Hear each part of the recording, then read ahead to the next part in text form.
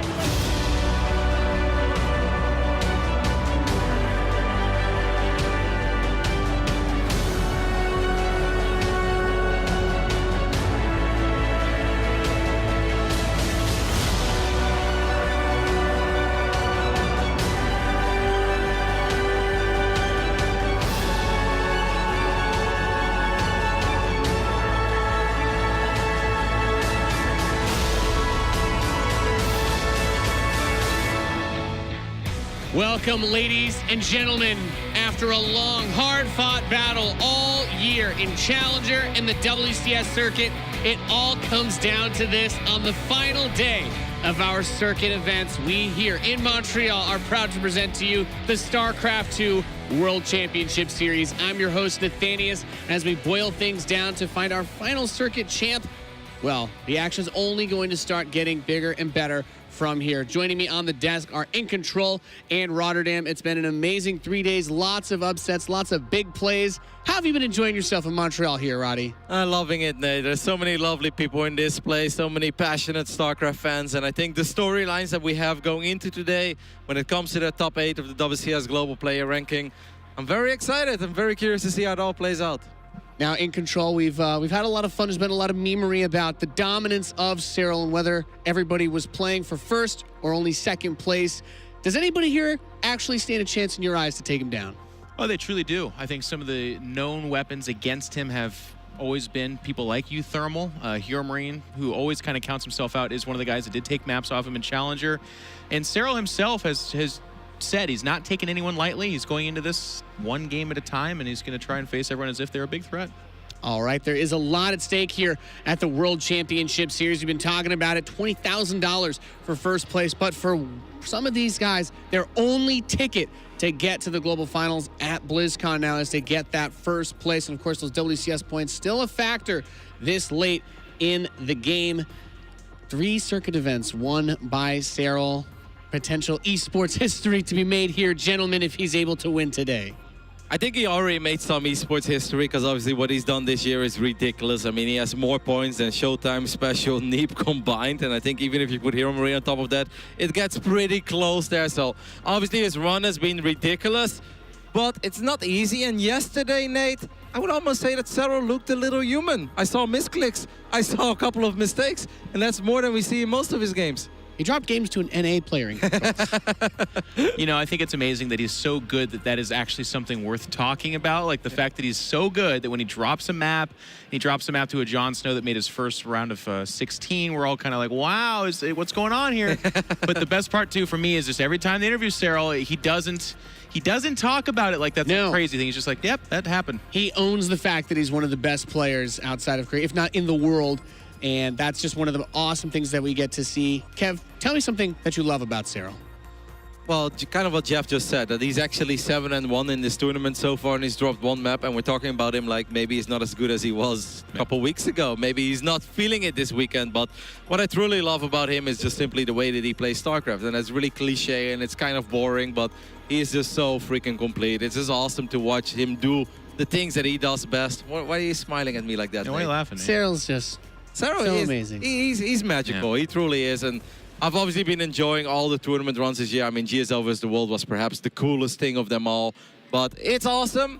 But, you know, Scarlett, she put up a really good fight in Valencia. We've got a lot more to discuss, but for those of you that missed any of the action so far in this tournament, we've got a great recap video for you of day 2.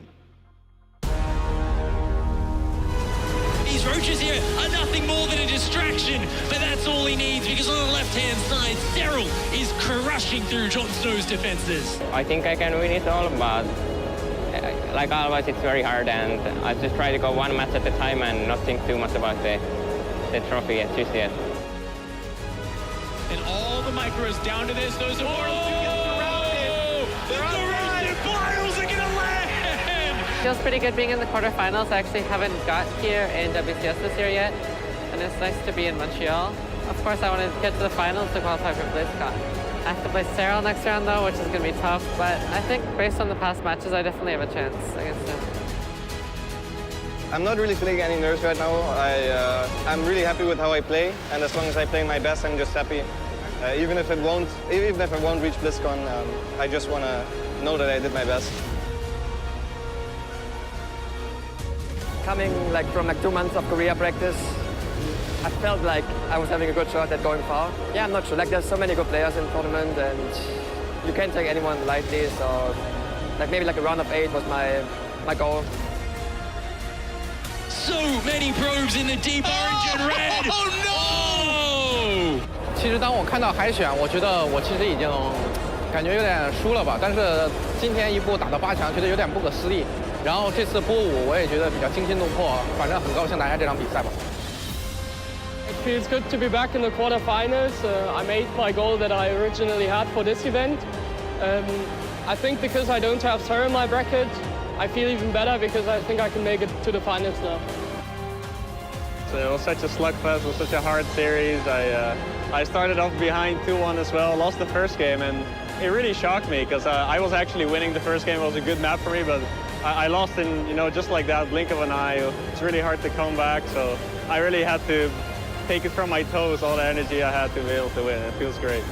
My goal is to win, of course, but it will be hard since there are so many good opponents, but I will try my best. This is the World Championship Series. A lot of players fighting to make their dreams a reality as they push on towards the global finals at BlizzCon at the end of the year. Gentlemen, so many inspiring stories. We're seeing Raynor come out, taking out the American, the 3-time champion Neeb yesterday. What a sight to behold. Yeah, it's just got to be the fact that he's so consistent. He hasn't had a WCS where he showed up finally and then just kind of petered out in the round of 32 or group stage 2 or something like that. He's always been a threat. He only lost, as Rotterdam pointed out a lot yesterday, to Serral. And it was, very one-sided, but that's kind of what Serral does. Now he's already toppled over Neeb. It's already a fantastic tournament, and I don't see any reason why we can't think of him going further. Yesterday made me an even bigger fan by saying, Terrence? What Terrence? Or walkovers for me. It's easy. I really like this bracket. Makes me happy. You throw was like, what?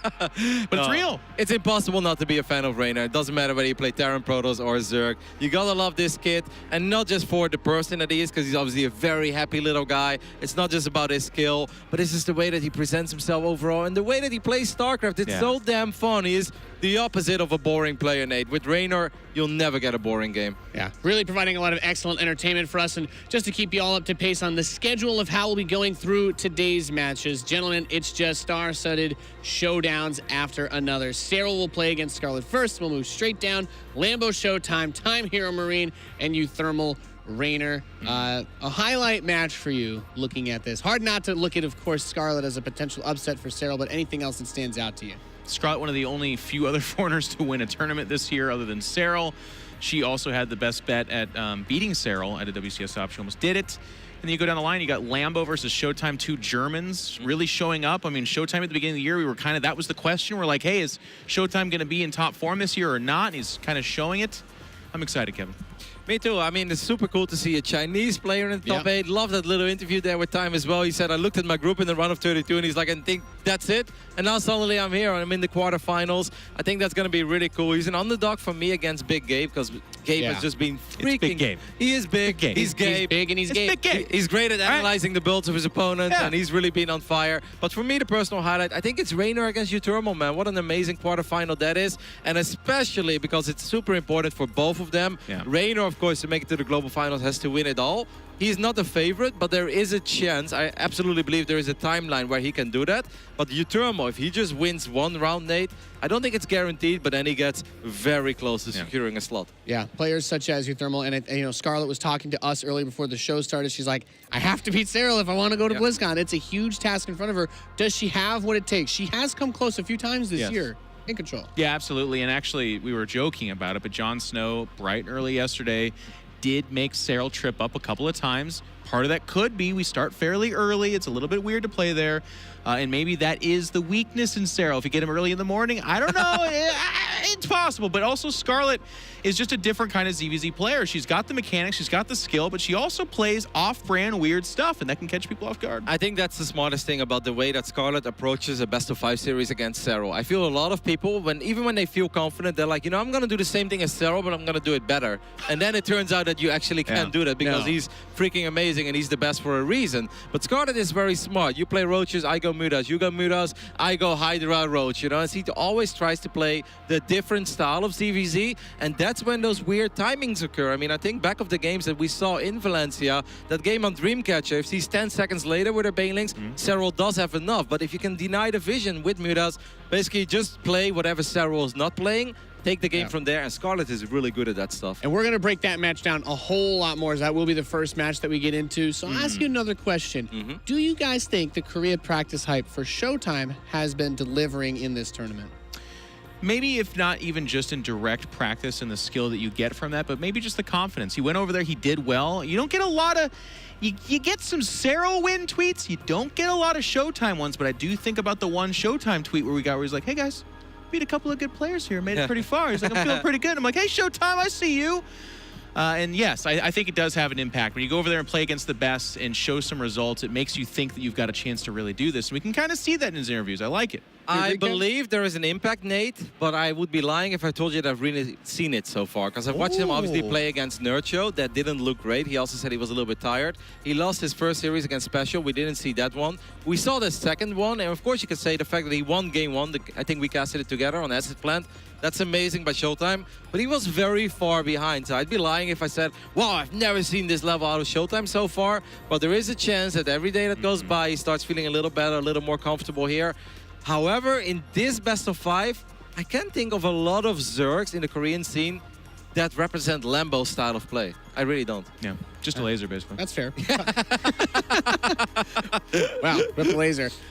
Speaking of Zergs, do you think we might see, after some analysis of yesterday's games, some more Burrow Baneling play against Uthermal? Oh, geez. And if we do, hopefully they deliver. Oh, that was a tease. But yeah, it's fantastic. We've been seeing more of it anyways, actually. It's kind of funny to talk about this way, but it was non-existent, came into the meta, and then lately it's been kind of quiet. But of course, we saw a little bit more of that yesterday, so hopefully more. It's just a fantastic strategy. Yeah. Fun. How about the map pool so far this season? This is the first WCS event that we've had these maps brought out. Has a map stood out to you? I'm on the side of, I think I agree with you in control. I like Fracture a lot, and we haven't really seen it this tournament. It's just been pretty much lost and found, Acid Plant, and then, you know, one or the other kind of spruced in. I'm sticking to the story. I really like Cerulean Fall, and I think yesterday with Time versus Has, it did deliver one of the craziest games of the day. Yeah. I really like that map, and I love the way that it plays out in all the different matchups as well. I just want to give a tip of the hat to the map makers. Across the map pool, we have diverse and awesome games. You know, sometimes there's a map in the map pool where you're like, oh, it's this map, you have to face this thing. This map pool doesn't really have that as much. We're seeing a lot of great games there. I'm happy. Do you think that any of these less common picked maps are likely to develop into being more popular as the season goes on? Is it just because we're starting things off? That's kind of always the case, right? Like the two maps that survive are often very popular maps. So obviously everyone loves playing on Acid Plant. Everybody loves Lost and Found. But this map doesn't have like the real black sheep of the family here, where it's like nobody likes that map. Like Fracture is the least pick, but we've seen it a pretty fair amount this tournament, like a lot more than we saw the odd pick in some of the previous tournaments. I mean, Redshift was truly something we only saw in the semifinals, and we've actually seen quite a bit of Fracture. So I think it's pretty well balanced. I'm still surprised by how often I see Parasite, and like yesterday again, I watched a couple ZvTs on it. I'm like, guys, this looks really difficult, but yeah, the Terrans are somewhat okay with it. All right, thank you, gentlemen, very much for your feedback and your beautiful insights into the game. We're going to be getting started with the World Championship Series Montreal, day number 3. Let's get into it.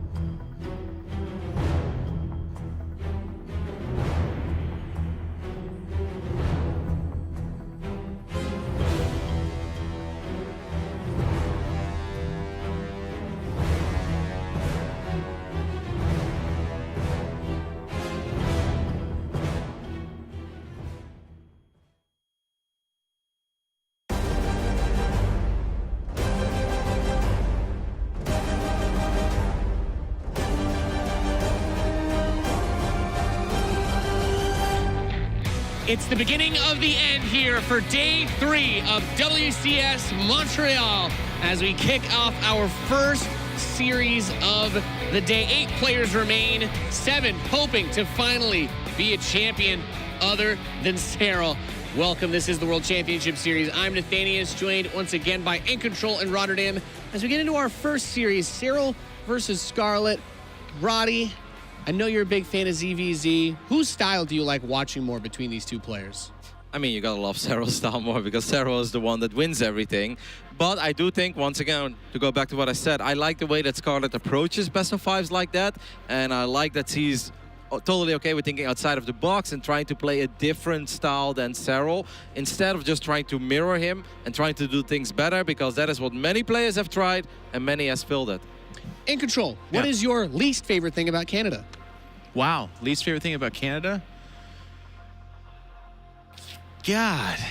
Did I get him? They've got no NFL team. There you go. Dang, dude. I'm like, there's so many jokes in my head that I was going to go for they're too nice. I like Canada, man. I don't even know about my least favorite. You wouldn't thing even take a fake diss. Okay. I can't. They're really, Montreal's been a beautiful, awesome city. We walked around, we had dinner. The people are really nice. It's great. I have nothing. You stunned me. I'm done. What am I even here for? We just write that down under life do I do? achievements accomplished. Here's been really struggling TVT though. That's what I know. You know. Okay. Well, joked yesterday. He's 6-0 in the 2. It's hard to find people on his level to practice against. Okay. So let's dive into the matchup then. Yeah. I didn't mean to bully you. No, it's great. I've actually I'm on the point. You did it like okay.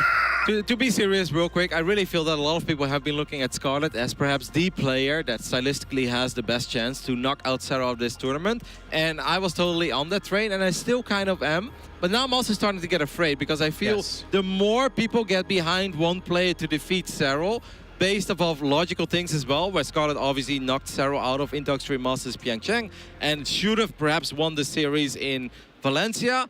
But the more people starting to believe in that, I'm like, uh-oh. Now I feel like we're angering Serral, and now I'm afraid that it's actually not going to go that way. I also feel like part of what's made Serral so good is you basically kind of have one chance to catch him off guard. Yep. You don't catch him off guard, then everything after that becomes you have to outplay him, and very few people on planet Earth have been able to do that. And I say that to be a commentator, like no one actually has. Scarlett had a fantastic series a little while ago, and she made it really close and probably should have won that series, but I feel like Serral comes into this prepared for the shenanigans, looking out for the weird muta shifts, and is going to be a much more difficult opponent. I actually am a little bit worried that this is pretty one-sided.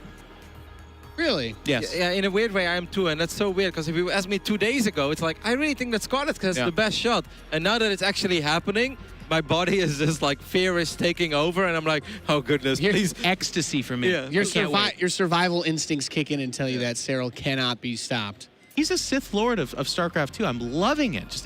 He's so fun to watch. He's so good. I mean, technically, Serral, over the entire year, he has lost 4 official series of StarCraft 2 when it comes to best of 3s or more. Of course, in 9 months. He dropped a couple best of months, but he lost a challenger match against Elaser in January. Then he lost against Scarlett, of course, and then he lost against Mario in Classic. That's it, Nate, over the entire year. Insane. Let's see if he'll lose again, ever again, for the rest of life. Who knows? Let's bring him out onto the stage to mix ready to introduce our first quarterfinalist.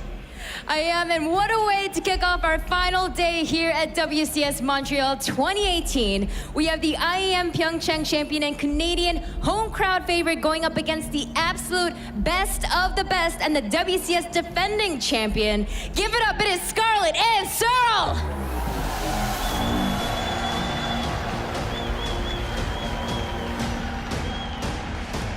Good luck. Serral, the player with enough inertia to perhaps carry him through the end of the year. He has so much momentum behind him. #1 in circuit rankings, the 3-time back-to-back-to-back WCS champion against Scarlett, fan favorite, our Canadian player here.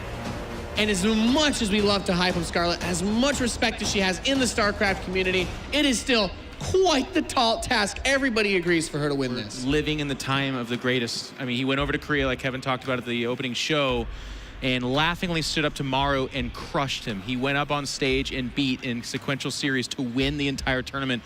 And what people don't talk too much about, not to talk too much about that tournament while we're here, is Koreans get amped up. Like, they defend their home territory, but he was able to do that anyways. Here on this stage, his mentality is so rock solid. Every time they ask him, they're like, hey, you're unstoppable. What do you think? And he says, nope, I take each series one at a time. I address my opponent. I prepare accordingly. In the past, we've had amazing players, but it gets to their head. They talk about it, they're like, yeah, I'm the best. I'm going to win this thing. And they get caught off guard. Serral does not get caught off guard. And if it does happen, it happens for like one game against like Jon Snow. And it just doesn't happen ever again. You know what I think is really cool as well, Nate, is that sometimes, like in other traditional sports, you have 2 guys that truly shine, right? And even though they don't always compete against each other, it seems like they push each other forward, right? They both shine. And I kind of feel that's something that's happening in StarCraft right now, where Serral's winning over here, Maru's winning in Korea, and they just keep dominating their region. And it really feels like we're on that collision course, right? Where obviously that is the match that's supposed to happen at BlizzCon, but it's beautiful. I'm really excited for this best of 5, but it should be a good one. All right, let's get into our first series of the day. Ladies and gentlemen, it's time for Serral versus Scarlett. Thank you so much, Nate and the boys. My name is Fear Dragon. I'm joined by Pig here at the commentating desk, and we are ready to hop into our first round of 8 match. Audience, I want to hear you cheer for these players, because I know that a lot of you guys are fans of some of these players. Spawning up here, the top left-hand corner of the map, we have our blue Zerg player, possibly the most dominant player of this entire year. He is from Team ENCE. He is Serral.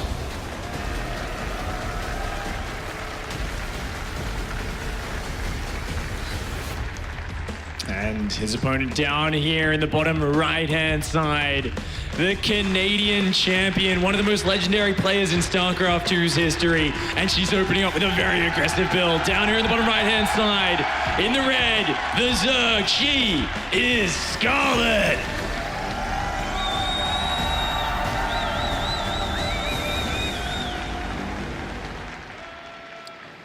going for that slightly earlier pull. She's got the gas geyser as well. Pig, we're ramping this match off with some early aggression from Scarlett. And she is, I mean, this is one of the shorter maps in the pool. This is Fracture. It's quite a short map. But actually, Serral has opened up with a very quick spawning pool there himself. But no gas for Serral. So Serral trying to secure an expansion. Scarlett going as aggressive as you can. She hasn't even got a queen on the way. It is all just no holds barred. She's just going to go straight for that natural. She needs to at least take that down. But seeing so many Zerglings out for Serral already, Scarlett's going to need to adapt. She's going to need to be very clever. She can't afford to just trade even Zergling counts because you can see Serral is already up in the workers. And if he can protect this hatchery, he will be in a fantastic position. Because Fracture is also such a small map, it's very easy for him to scout Scarlett's natural and see, oh, you don't have a natural. There is likely going to be that Baneling nest coming down. And I am going to be facing not just pure speedlings. It's going to be those Banelings getting involved. Scarlett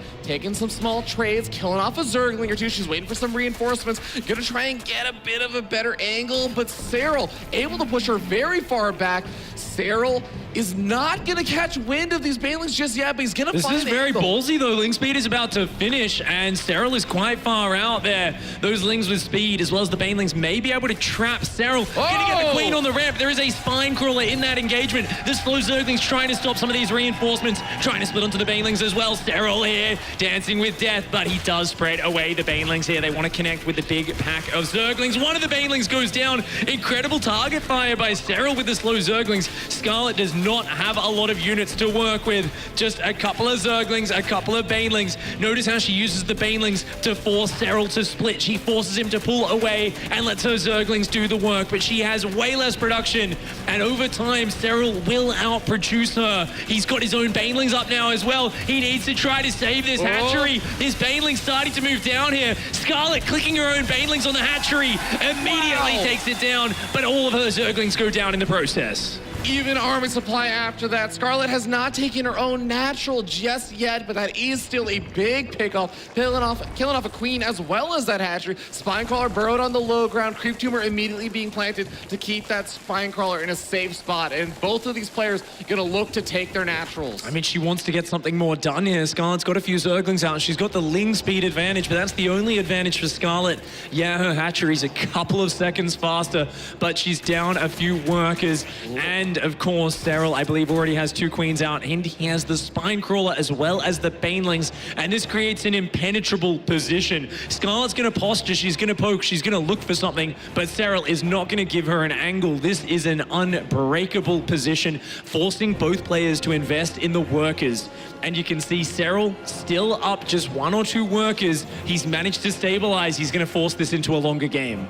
Yeah, like you said, with Serral having the higher worker count, he's going to feel a little bit better about this situation. I think he ended up getting a little bit supply block there for a moment as he gets another Overlord out. But as this game goes on, he's going to have that very slight edge, and Scarlett really got to make use of that Zergling speed upgrade you're talking about. Try and keep Serral all the way at home. That is the big thing that Scarlett can guarantee, is Serral's not easily going to be able to move out into the map for a long time. Yeah, not at all. And I do wonder what Scarlett's transition will be. How do you take advantage of this? If she wants to go mutas, she needs to start that layer right now. But without the layer going, I think it's just going to be a Roach transition from the Canadian Zerg player. It's a very short map, so trying to get to Mutalisks is a little bit risky. And Roach is definitely the unit of choice. We do see that Roach Horn go down there. Now, there is Ling Speed on the way from Serral, as well as an Evolution Chamber. I wouldn't think that's for Zergling upgrades. I think it's just going to be a fast +1 range. Serral absolutely loves doing that. And as his Ling Speed finishes, he's going to be able to put on some counter pressure and to secure his own third hatchery. Now, the issue is if Scarlett doesn't have any Banelings at home, this counterattack could be somewhat deadly. Yeah, no safety Banelings at home. So she's kind of got to delay this push out. Seeing those Zerglings, she should realize now that his Ling Speed is about ready. Oh, Banelings rolling around the corner. Remember, Serral didn't have full vision of that, so he's got to be careful. But Scarlett's Banelings taking a very slow waddle across the map. They really want to try and get back safely, but Serral going to try and do some pickoffs here. Sends one Zergling after those Banelings. Gonna actually get quite a bit of damage done to it, but Scarlett makes it back home safely with all of her Banelings still alive. Only one queen here to anchor, but there's not a lot of Banelings coming in from Serral. Scarlett immediately tags the queen onto the Baneling, and she now has her own roaches out. She's preparing for a roach Baneling push here, and she is going to immediately start thrusting out onto that map. She wants to push across. The Roach Warren is almost ready for Serral, and he does have quite a few lava waiting, adding more gases, adding another spine crawler. This is a very scary push out of Scarlett, and she is committing hard to this. More Banelings, more roaches, more Zerglings on the way. Serral's roach production only just starting up, and the push is already knocking on his door. And this is the time for Scarlett. Before that +1 weapons is able to finish up, Scarlett poking it at the front. The Roach Warren's going to be extremely exposed over here. Couple of Banelings going to try and zone out Serral's own Lings. But if that Roach Warren goes down, that might give a little bit more longevity to Scarlett's push. Oh, Serral cutting off reinforcements with his Zergling count. Very nicely done. Going to take a very good trade there. But the Roaches and Banelings crashing in here for Scarlett. The two spine crawlers do go down. But the positioning, the spread, the angle from Serral is incredible. And the replacement Roach Warren, which was placed down so early, is already up. Serral pushing Scarlett back out of his territory. A few more Zerglings come in. The reinforced is finally here. But that might just be too many Roaches and Zerglings for Serral. Oh, the Queen's taking some damage there, but Serral, like you said, has just a few too many units. Scarlett gonna get pushed back once again, and she was heavily committed to making this damage happen. She is not that far down in workers right now, but it's about the +1 Roach upgrade. It's about the faster layer that's about to finish up here from Serral. All of these things have a better transition for Serral, and he is gonna be cleaning up even more of these Lings, morphing in some Ravagers, keeping those Roaches alive. Of course, those Ravager cocoons with 5 armor. The Zerglings don't do a lot of damage. They only do half the damage a hit to those cocoons, and all of them survive. Serral being so efficient in the tail end of that fight, and both players bouncing onto a third hatchery. But Serral has the +1 range. He has the faster lair, and he has the worker advantage. Serral here with some textbook defense throughout this early game. Scarlett gonna be between a rock and a hard spot right now as she tries to figure out how to regain an edge versus Serral in this situation. Her +1 weapons has finally begun. Her lair is getting close to finishing up. She's trying to drone up safely, but now she has to read the situation so unbelievably perfectly. She has to cut corners in order to try and find a way to come back in this game. Yeah, and those Ravagers already starting to clear up the map vision for Serral, taking down the Overlords with the corrosive biles. And that, of course, pushes Scarlett's map vision back. Now, this is already a scary map because it's so small that a push can come out and just suddenly be at your base. But now you see here the vision trying to take that down. It does take down the Overlord.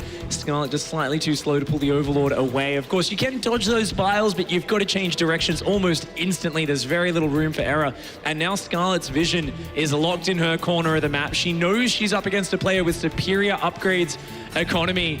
And it's going to be hard for her to kind of gauge where can she go with her worker count. Does she have to be worried about a push? Can she build a lot of workers? She knows she's also behind in the upgrades, so she's stopped building workers for now. She's going to mass roaches. Serral, meanwhile, playing a bit more of a mixed game. He's going to exert a little bit of pressure here, but that's all it is. Behind this, he's trying to get to that +2 upgrade, and he's droning up his third base, building an economy advantage. I mean, once that +2 upgrade finishes there for Serral, he's going to have that upgrade advantage once again, and he's going to have roach speed. That's going to be a really nice time for her to exert that kind of pressure on Scarlett. Scarlett, on the other hand, still just making more roaches, trying to find a position to make a couple more drones here and there, but she's just trying to play sort of middle of the road. She has been able to get a pretty decently sized army, though.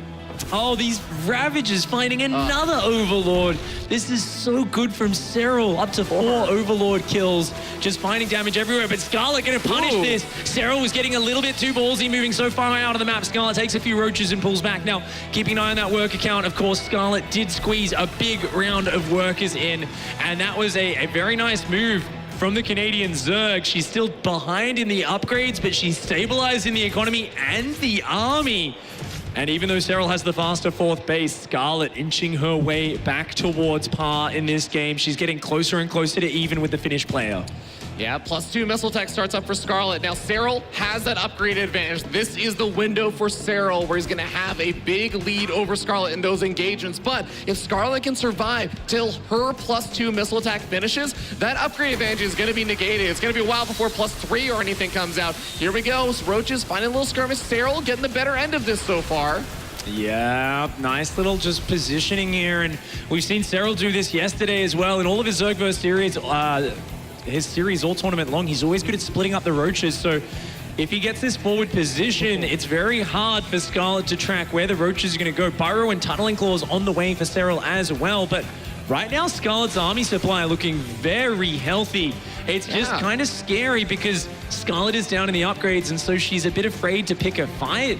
But she might have to. Serral is just being so aggressive. I really love how Scarlett is doing this, though. She's finding the perfect defensive positions where Serral's always going to be moving up a ramp or through a choke point. She's able to use those corrosive vials to zone Serral back and buy time again. As long as she's buying time, she's going to be able to even up those upgrades. And with those upgrades evened up, she's also getting up her own burrow and her own tunneling claws. Yeah, she's been up in workers all game, but every single ZvZ series, this is something we see so rarely. And yet Serral does it every single time he's playing Zerg vs. Zerg. He almost always starts with an upgrade advantage, and with that he turns it into an even bigger window where he is ahead. Now those Tunneling Claw roaches going out. Remember the vision that he cleared up with the Ravager piles beforehand was good, but Scarlett knew this was coming. She's got oversteers in that position. I don't even know what it's called, where the eyeball sticks out of their head. Of course, gives them a lot longer detection range. She's going to chase that force off. That's a lot of her roaches going out of position, though. She's got to be a little bit careful. Serral's going to move up and try and trap those roaches in the north side of the map.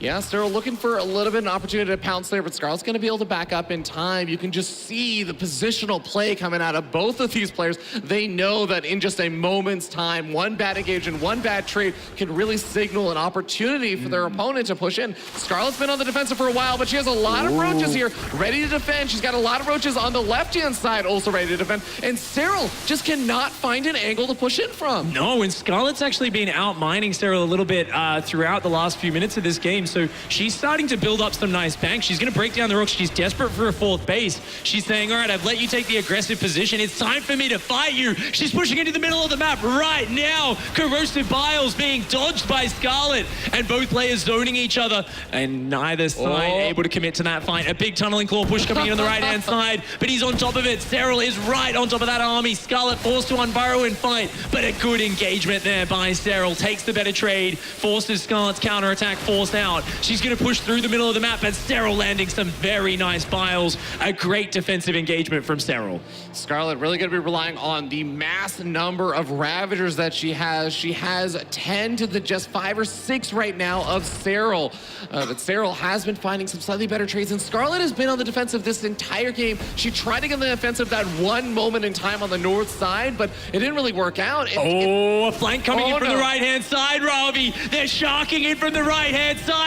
Serral ready to pounce. Scarlett's other units aren't there yet. She's trying to get out of here, but Serral is adamant. He does not want to let those Ravagers escape. He's using the biles on the right-hand side, trying to damage Scarlett's reinforced. But what an engagement from the Finnish player. Collapses on half of Scarlett's army, catches her off guard. Her reinforcements are now coming in, but so many of her Ravagers have fallen.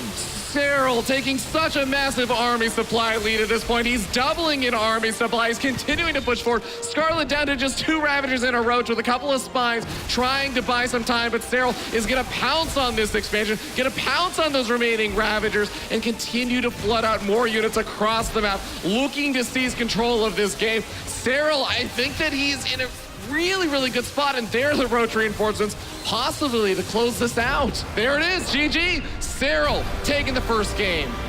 What an engagement there from Serral. It was such nice defense from Scarlett, and she definitely managed to equalize in the economy. Her upgrades were getting close to on even with Serral, but he just was so patient. He kept posturing over and again. And after she blocked so many waves of aggression, finally he realized half of her army was a little bit too far on the right-hand side, and he brought what looked like a counterattack back to bear on the flank of her army, trapped those Ravagers, and he managed to engineer it on a map where they both had equal army supply. He took an amazing engagement, crushed through, and finally was able to take that map. But definitely a big confidence booster for a lot of the Scarlett fans out there, just with how she pulled her way back into that game after being quite behind in the early game. It's just amazing, though, when you watch Serral, it's not about the fact that every single attack that he does, every single poke or prod finds an opportunity or finds damage, but he's so good at doing those pokes and prods, being patient and not overcommitting, and then finally when he sees that one small little opportunity, he pounces on that, and boom, suddenly Scarlett, playing so well defensively for the entire course of that game, turns on its head. Serral found his opportunity and he pushes in and wins the game. But all right, we get ready to hop into game number 2. It looks like it's going to be on Cerulean Fall, a pretty different map from that first map, Fracture. Remember that all of that game was off the back of Scarlett trying to open up with that early pool, that early gas guys with the Baneling Nest, trying to get aggressive. Didn't quite work out. Scarlett was able to pull back in that game, but Cerulean Fall, much bigger map, might not see quite the same opening. Yeah, it's going to be something where no doubt Scarlett, a player who is very aggressive in those openings, and she's a little bit wild. I like her opening up the series with that play, and considering Serral, he was very prepared with that pool first opening, 6 Zerglings being built blind. He was very ready for it, and yet Scarlett made a great game of it. So here on Cerulean Falls, I'd be expecting some more standard openings. Good chance of gasless play, players skipping the Zergling speed, going straight into Roach Tech, since there is a long rush distance and a narrow ramp that you can wall off. Of course, Mutalisks also become a lot stronger as the maps get larger as well. We're going to have to see what the players are going to bring out. A good start to the series for Serral so far, but Scarlett, she's been his kryptonite before.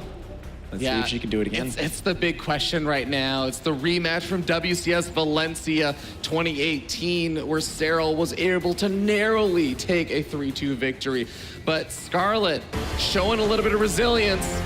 Will she be able to pull this series back to a 1-1 tied-up series, or will Serral continue to run away with the domination he's shown all year long? We're going to be starting down here once again in the bottom left-hand corner of the map. Top of the blue Zerg player from Team N, sitting up 1-0. He is Serral.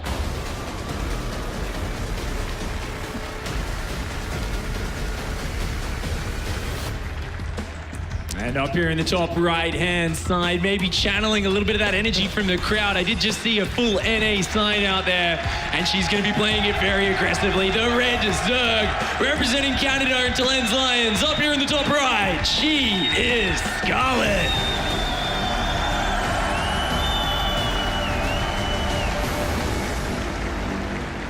Full NA indeed, Ravi. That is a very fast spawning pool, opening up very aggressively. No gas this time around, but it's going to be Zerglings in that production tab right from the get-go. Scarlett going to rally 6 Zerglings across, and no doubt trying to force a little bit of an overreaction here from Serral. So she's going to be sending the drone.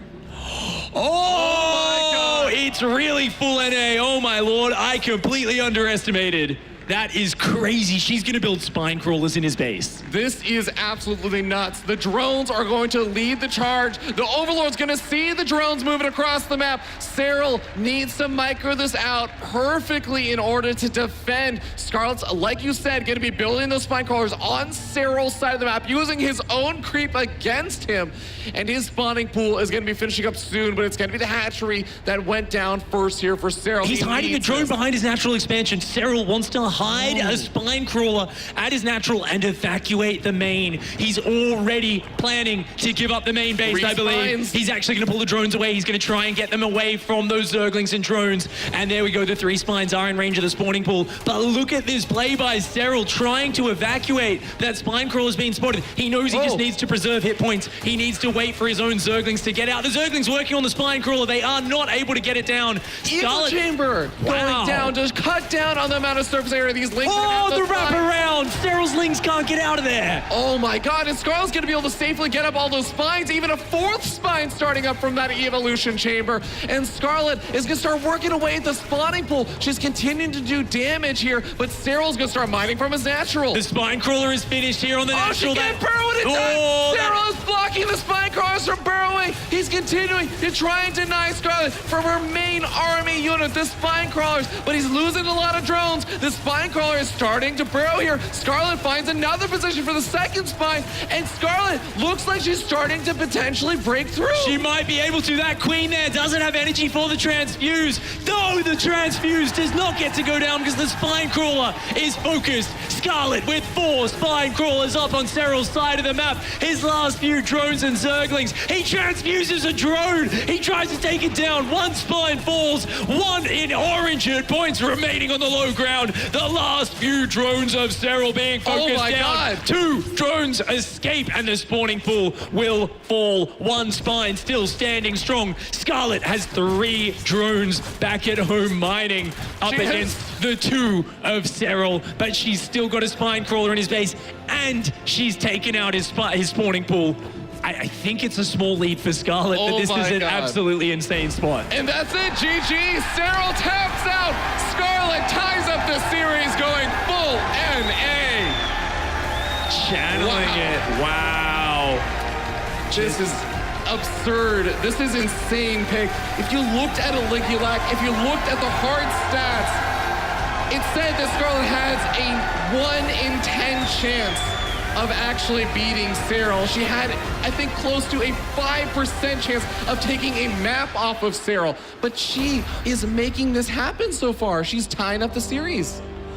If you had asked me a week ago if that was the build to take down Serral, I would have laughed in your face, Spear Dragon. Oh my God. I did not expect Serral to go down to that. That's something, that is an old school build. That is something you see down in the dark depths of the ladder sometimes, but very rarely at a WCS match, let alone a quarterfinal. But Scarlett with that spectacular micro there. And, you know, it was a fascinating response from Serral trying to get that spine crawler up on the low ground. But it wasn't enough there in the end. Scarlett, great micro. She's really bringing the aggression. And we've talked a lot about Serral's laser focus there. He doesn't get thrown off, but I feel like Scarlett's going to start testing the limits if she keeps throwing out these aggressive plays. There is just so much wild strategy coming out of Scarlett that Serral might start second-guessing himself. I mean, it's hard when you're in Serral's position. You can hear the crowd behind Scarlett. You can hear the chants. You can hear the energy in the room rooting for Scarlett and against Serral. It's hard in that position, but you know what? Serral is a king. He does not go down that easily. This king is yet to be toppled. We are going to be going into map 3 in a moment. It's going to be Acid Plant. And it's a good start to the day so far for us fans of StarCraft, that's for sure. I love to see someone sneak in some maps off Serral, and this series so far has been nothing but exceptionally close. Every single game has been down to the wire. Let's hope that pattern continues. Just 2 more maps for either of these players to make it to the semifinals. All right, ladies and gentlemen, I hope you guys are as ready as these players are to hop into game number 3. We're moving on to Acid Plant as we start down here in the bottom right-hand corner of the map. He started to bleed a little bit, but he is still your king. Bow down to him. He is Team Ence's Serral.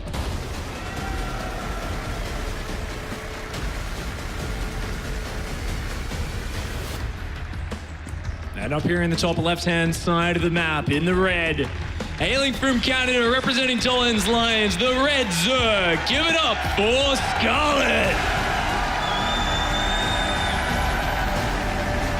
Listen to those cheers. Oh my God. Scarlett, though, for once this game, this series, she's not going to open up with the early pool, but that is one of the scariest things about Scarlett. As we saw in the last game, she's not afraid to go for the early pools, to mix those in, and she's such an unpredictable player in her playstyle. I think that's one of her best qualities as a player. You know, she used to be that macro beast back in the early That was a heyday of long Scarlett. time ago, Pig. I mean, there's been years of, I think it was first Belie, then of course No Regret whispering in her ears. She's learned to be a really diverse player. You know, she pulls out the crazy Speaking strategies. of diversity. I was going to talk about Mutalisks. I was going to talk about upgraded Zerglings on this big map. No, apparently it's 3 hatcheries before pool. 3 hatch, then gas, then spawning pool, the latest possible spawning pool you can reasonably get in one of these ZvZ games. And Serral's gonna come forward, is gonna see a normally timed hatchery, think, oh yeah, it's just a hatch gas pool maybe. It's gonna be a while. We'll see when he actually discovers what Scarlett just tried to pull out from under him. You know, this is a fascinating dynamic that it creates. When you go 3 hatchery before pool, you can see that Scarlett's gas count. She's about 50 gas behind Serral. That means her Zergling speed ends up about 20, 30 seconds behind his. She's going to have more lava, more production. If she wins any early skirmish, she can drone her third, get infinitely ahead. If she wins any skirmish, she also could just build a lot of Zerglings and overwhelm Serral because she's got more production. But she's going to be basically saying, I'm on the defense, I'm on the back foot in the early stages of this. Serral is going to spot that 3rd hatchery in just a moment. She'll see it as the creep spreads out from that hatch, even though that Overlord stopped just short. And the big question is, how does Serral adapt to this? Does he just mass Zerglings? He sees the 3rd hatchery now. Oh. And let's watch that production tab. Is Serral just going to play a normal game? He's going to do light pressure and just try and macro it out? Or will he just hold down that Zergling key? Well, he only just now started up his first 4 Zerglings. He does throw down a Baneling Nest alongside that 3rd base, so question is yet to be answered. Scarlett getting up her own queens, probably gonna get up some of her own Zerglings soon, I imagine, but well, Serral starting up a couple more drones, so it really does feel like he just wants to put on the light early ling pressure that a ZvZ oftentimes does see, and Scarlett should have her queens in time to defend. You know, a lot of players will play overly defensive because they're afraid of the pressure when they've gone for this 3rd hatchery, but Scarlett has had a healthy little worker lead so far in this game, and while Serral is about to overtake her in those workers, that is because she is committing to a ton of Zerglings right now. These drones on the 3rd are a little bit exposed. Nice pickups there by Serral, but that drone does escape. So only 1 drone actually falling so far, and these Zerglings, they're going to look for 1 more pickup. They're scouting through the base, and they are going to do a full circuit. Did that Baneling Nest end up finishing for Scarlett? For Scarlett, I think I'm she actually canceled not that, sure. Right? She I know canceled a Baneling Nest. Serral got up his Baneling Nest, and yeah, Scarlett just going to go for the Roach Warren instead of the Baneling Nest, completely foregoing it. And since Serral is making a lot of lings and some Banelings right now, Pig, this does get a little bit interesting. That hatch is going to take a lot of damage. I don't think it's going to go down just yet. Good splits on the Zerglings by Scarlett, not letting Serral get the connection that he wants. That hatchery is taking a lot of damage, but she's got to pull back now. Her Roach Warren is almost finished, and this is a very scary Lingbane counterattack. Scarlett being forced into 24 more Zerglings. She's got to keep this Lingbane away from her side of the map because she does not have Baneling tech yet. Of course, she can explode into a very powerful attack, but the Lingbane for Serral looking to counter pressure. He's going into his own Roach tech, his own evolution chamber behind this, but for now, these Banelings are going to create a problem for Scarlett. The Zerglings on the top right might run into these Banelings. Oh! Pretty big loss there for Scarlett. She does take care of the 2nd Baneling as well, at least, and the Roaches are on the way, but Serral has a lot of lings here, being very aggressive on this side of the map. Scarlett has the queens to help defend. One of them gets picked off almost immediately, but there are the Roaches. 2nd queens ends up falling, but Scarlett is going to be able to hold on and go for a counterattack. This is a lot of lings on a very low health hatchery. Yeah, the Banelings are there though. Serral with some very good play. Scarlett pulling back at the last second. Her Zerglings trying to get damage on that hatch. She wants to snipe off this hatchery. Her Roaches, her Lings are flooding across the map right now. The advantage for Serral lies in the Baneling tech, but he's behind on the Roaches, and Scarlett's force is meandering its way across this map. A long line of Roaches, a column getting over there. The Banelings clean up her Zerglings. She wants to just pedal to the metal on this aggression. Non-stop Zerglings in production. Serral trying to spine up his natural and 3rd base. He wants to try and hang on. Those lings are going to help out Serral so much in this fight, though. If they can get in on top of those Roaches, they're going to soak up so many hits, because remember, there's no upgrades for either side. These Roaches are going to take 3 hits to kill off these Zerglings, so Serral going to be able to utilize those to tank a lot of damage. Scarlett runs around with a couple lings, gets some more scouting information, and might try and go in for another hatch snipe soon, but the couple of Banelings there ready and waiting for Scarlett. Yeah, she's been looking for this angle, and that hatchery is still so damaged. It may go down later on, but for now, Scarlett has said, I just see you've got the roach count. I see you've got the spines. I can't push in there. And Scarlett, of course, still did force a big response, and she's just gone into drone count behind that. She's still got a very big army out. She's still got more lings on the map. Whilst her upgrades are slightly behind Serral's, she maintains a good position and is going to take an exceptionally fast 4th hatchery over on the left-hand side. And she's had, oh wow, really scary moment there. She didn't have the high ground vision, but she's had this slight little drone lead for the past couple of minutes. Her lair going up a good bit faster. You can see that income favoring Scarlett. You can see her supply rising just a little bit faster, adding on 10 more drones, throwing up the Spire. She might end up losing a few drones here to the Ling counterattack, but that Spire might very well catch Serral very off guard. Yeah, that Spire going down is going to be a nice surprise there. Whoop. Scarlett bringing that one out. This Lingbane skirmishes on the right-hand side have just been so well executed by Serral. He constantly skirmishes with Scarlett's Lings and then tries to bait her back into his Banelings that are always just a little bit further back, and this is a big drain on her APM. So I'm really impressed by how Scarlett has maintained her ability to multitask and macro up during this. She maintains that worker lead, and right now we've got an Overseer coming in. It wants to scout that Spire. That Queen there is not going to be able to stop it, and that's a very important scout. Serral, always so good at keeping tabs on what his opponent's up to. Let's see what the response is. He's already got 3 bases of workers. He does drop a Hydralisk den. So I think Serral's just going to be going for that Roach Hydra Lurker play. Of course, Hydras to deal with the Mutas and Lurkers to deal with any potential cheeky Banelings. All right, let's see how things go. Scarlett throwing down her Baneling nest as we end up seeing Serral starting to move a bit further across the map. He's poised in a more aggressive position where Scarlett is very pulled back, knowing she's waiting for some of those mutas to really seize that map control until Serral can get out things like those Hydras. That is a lot of Overlords on the map from Scarlett. She's going to see everything going on this map. Nice little harassment from Serral, but the mutas are now on the way, and that Baneling tech is fascinating.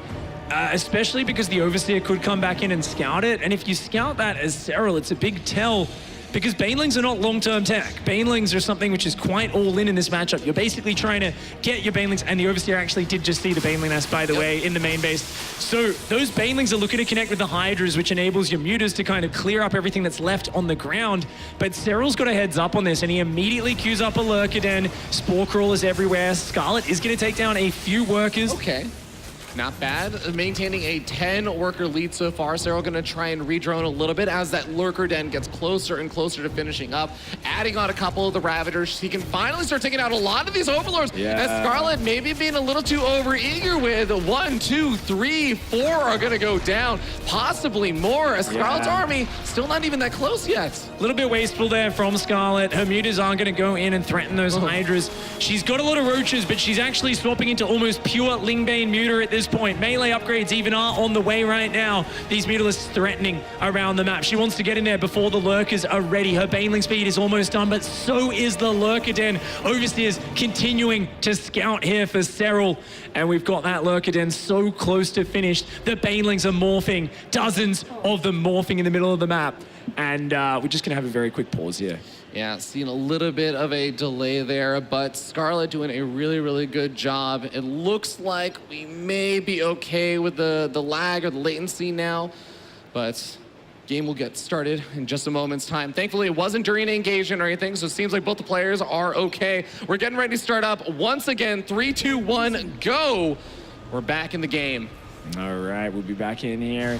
These Mutalisks here are coming in. Now remember, there's a massive Banelings in the middle of the map. The Roaches, the Hydras, the Ravagers are going to start to come forwards. Here we go, these Banelings. They've got the Baneling speed. The Lurkers aren't ready. Scarlett's going to go for it. She needs to get those Banelings and those Mutalisks onto the Hydras, but the Roaches creating a very powerful barrier. The Banelings cashing into the Roaches. They are getting a few decent connections, but it is not particularly efficient. Serral, he's got some good defense on the left-hand side, but I think that might just be enough for Roaches. The Mutalists still stand strong. There's no anti-air left on the map. And Scarlett's Lings continue to flood forward. A handful of Roaches doing a lot of damage to Scarlett's economy, but Scarlett is very much equalizing that damage with her own main force. The Muta's in high enough count to take out all the Hydras. Scarlett is climbing in supply right now, and she looks like she may be poked in position to potentially slit the throat of Serral in game number 3. Yeah, this was such a well-timed attack just before the Lurkers came in. And whilst those Roaches of Serral are still creating a problem, Scarlett's finally getting on top of that. Her own Roaches are going to come back. She's actually down in workers right now, but she's sniping off the 4th hatchery. She's done some great damage. She's got 5 bases behind it, and she's re-droning to secure the advantage off the back of this push. A fantastic timing attack. And behind it, rather than overcommitting to the Hydras, to the Banelings and the Mutalisks, she's swapping back into pure Roach Ravager. 18 Ravagers in the production tab. She is just going to keep on attacking Serral here. And this is one of those big advantages of those Mutas, Pig, is that she can keep an eye on everything Serral's doing. She can move around with those Mutas, pick off Overseers, try and shut down his vision, while at the same time getting a continued scout on his army, seeing what he's making his composition, and kind of catering her own toward it. And very nice choices here by Scarlett. She's going to be able to use these corrosive biles to annihilate the low number of Lurkers. Those Lurkers just falling instantly. There's not enough Roaches and Hydras on the ground. Scarlett's got her Mutas taking out the new 4th base in the top side. That goes down. The Ravagers taking a very good fight down here. They don't have a lot of buffer left though, and these are very expensive units, but Baneling's hitting the mineral line at the same time. Scarlett's just going to back off for a moment, wait for some reinforcements, and Serral once again finds his way into the mineral line. Serral definitely not giving up in this game as he continues to find more and more of that damage. Scarlett, without the Overseer here, having a hard time pinpointing some of those Lurkers that keep reburrowing. And it looks like Scarlett may be starting to lose a few too many of... Oh my god, is he hold position? Oh, that is a misclick from Scarlett there, accidentally pathing those Ravagers through the enemy Lurkers. But on the plus side, she's sniping drones off on the gases. She's cleaned up this counterattack. She's still up 15 workers, and more importantly, 2 bases. The Mutalisks even finding a few stray Hydras. Every unit that goes down for Serral is irreplaceable. But Scarlett, look at this, just doing so much with all these different squads of units. The Banelings have been finding the Hydras, and then the Workers, the Ravagers have been pushing in, and she's swapping back into the Mutalisks, realizing Serral does not have the Hydra count to contest that. Continuing to climb in supply, Scarlett is, but a lot of her drones just transfer over to the left-hand base, and the handful of Roaches actually going to be retreating back. Serral, a little bit preoccupied with the multi-pronged harassment coming out from Scarlett, it seems. Yeah, a little bit of a missed opportunity to do some more economic damage. Scarlett is in this position where she is so far ahead economically, but Serral keeps on disrupting that economy and buying himself a little bit more time. Funnily enough, did that evolution chamber go down? Her +2 upgrade. Yeah, she was researching +2, but she either canceled it or it got killed off by those Roach counterattacks. Wow, she actually canceled it to get more Mutalisks, I think, and Ravages. Well, she's really playing a momentum-focused style right now. 4 more Mutas in production. The Lings with the +1 melee also going to be coming out in larger numbers as well. Now, those Lings are still going to get 2-shot by the Roaches. Oh, wow. Oh, boy. Very nice. Is going to end up finding a handful of those Roaches that were looking to go for that counterattack. Serral getting shut down. Scarlett is just not giving him an opportunity to come back in this game. She's been playing a wild, aggressive, fast-paced style all series long, and it's worked once more. The sneaky swap into the Mutalist into a huge Baneling timing attack. Scarlett takes the 2-1 lead over Serral. She's only 1 map away from going through to the semi-finals. Oh my god, Pig. Everyone was looking toward her at Valencia, getting so close to taking down this behemoth, this monster of 2018 that is Serral. And this time, she's sitting up 2-1. So close. Ladies and gentlemen, we're gonna give both these players a moment to breathe as we go to a short break and get ready to hop into game number 4 after a quick commercial break.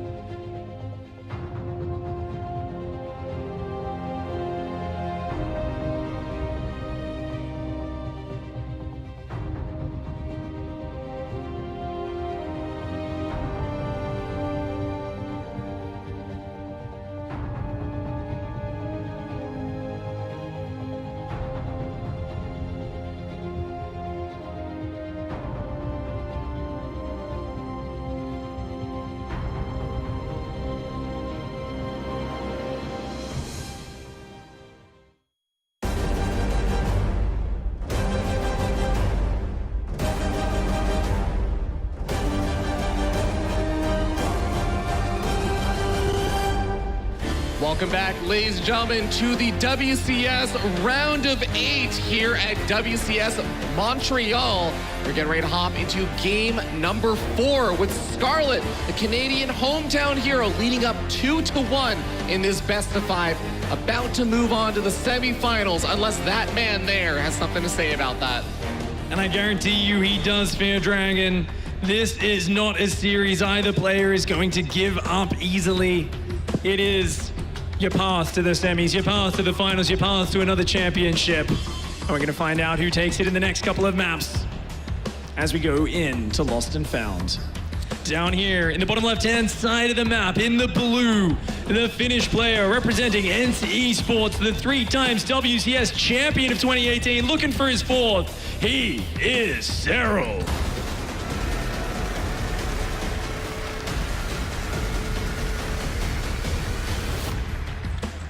And spawning up here in the top right-hand corner of the map, sitting up 2-1, representing Toland's Lions, the Queen of Blades, she is Scarlett!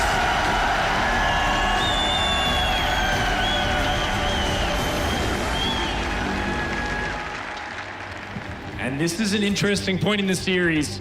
She's been up 2-1 versus Serral before, 2 times this year.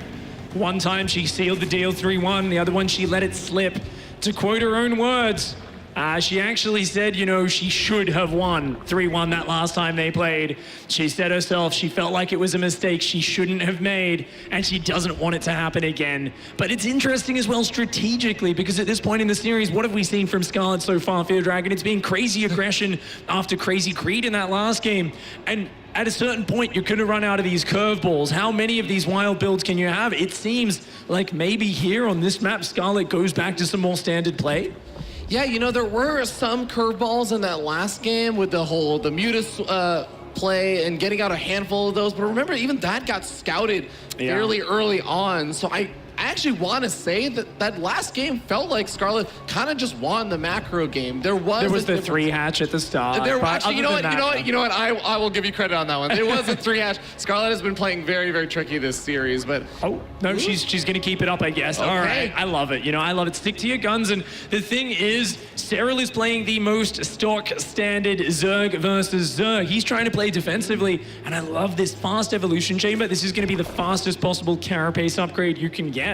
And that leads into some super powerful Zergling timings and some very powerful Ravager Zergling timing attacks as well. Of course, you delay your Zergling speed for this. Your 3rd base gets delayed by a few seconds as well, but it definitely gives you some real strength in the, I guess, the later stages of the early game is the real period where this shines. Yeah, this does see a little bit of a fall off, though that +1 carapace is not quite as valuable as, say, a ranged upgrade as you go further on into the game, past that mid game. But this is where Scarlett is going to be able to maybe secure an advantage in the earlier stages. Now we see Serral getting up his 3rd base, getting up a Baneling nest, looking like he wants to, again, exactly as you said, play typical ZvZ. But he's going to move that Overlord over to the 3rd base and see, okay, you haven't quite gone for as early of a 3rd just yet. Is there going to be an Evo Chamber and a Roach Warren at the front? Are you going to go for a +1 Roach attack? What are you up to, Scarlett? I mean, that Overlord snipe was already really huge there. That's actually massive. Serral taking a supply block so early does get this other Overlord out of dodge. So very nice way for Scarlett to open. Of course, the Zerglings. Oh my God. You can't hide anything from this guy. Serral always sees everything. The Zergling comes in, sees that evolution chamber wobbling, and a lot of Zerglings starting up on both sides. Serral wanting to be ready to deal with this. Is starting his own evolution chamber as well.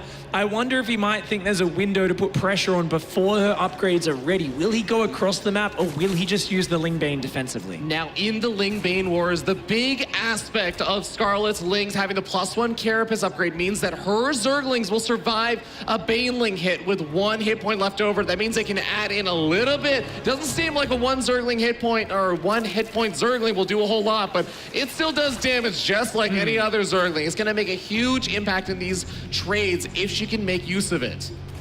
These Zerglings now coming in. Ling speed finally kicks in for Scarlett. And with the amount of Lingbane she sees from Serral, I guarantee you she does not feel a need to get damage done. She's going to probe for it, see if she finds an opening. but she's not going to overcommit. Just one drone goes down on the third. She snatches it, darts out, and says, okay, I'll take any freebies I can get, but I'm not going to force the issue. Well, don't worry, that's what the +1 carapace is for. Yeah, not particularly ideal. She'll have to wait a while to regenerate those Zerglings, though. It's not as bad as it would have been otherwise. 2 drone kills as well. And behind this, she's got a very quick lash. She's going into +1 range, but oh my lord, 2 sneaky Banelings have gone into the corner of her main. That could turn this game upside down very quickly.